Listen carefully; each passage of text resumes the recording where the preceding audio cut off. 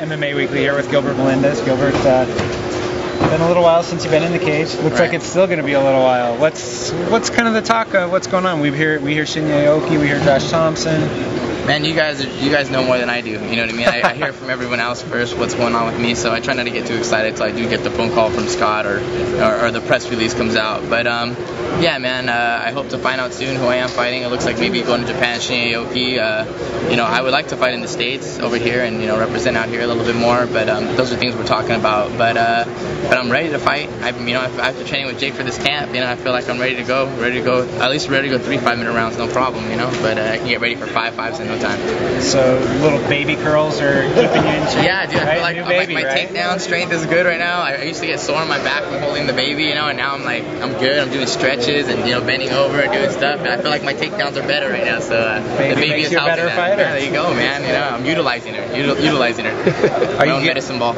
Are you getting a little tired of having to go back and fight the same guys, though? I mean, you beat Aoki decisively. You beat Josh the last time out. Yeah, I mean, those things are on my mind, but things that would be cool is, okay, there's a rubber match with Josh. I've won 2 out of 3. There's the positives. I'm trying to be optimistic here. And I go to Japan and I maybe get the dream title. Those are the good positives of it. But yeah, of course, there's the negatives. I'd rather fight some guys that are different, and mix it up a little bit. But I also feel like I beat a lot of good big names, and that's kind of common about being the champ is, and being able to being able to beat everybody up there, and might have to beat everybody twice.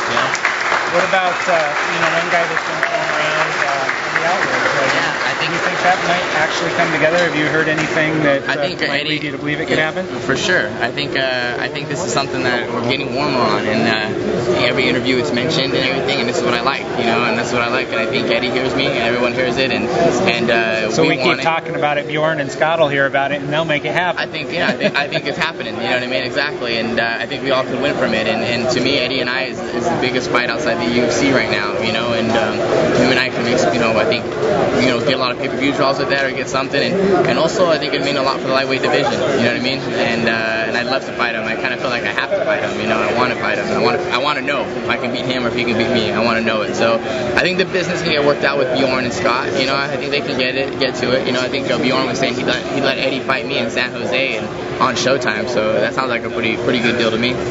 Now, I don't want to put you on the spot too much, but your buddy Jake Shields is in the UFC now, and it's difficult for a fighter outside the UFC to get the top names because they snag up a lot of the top talent because they have the money, they have the machine.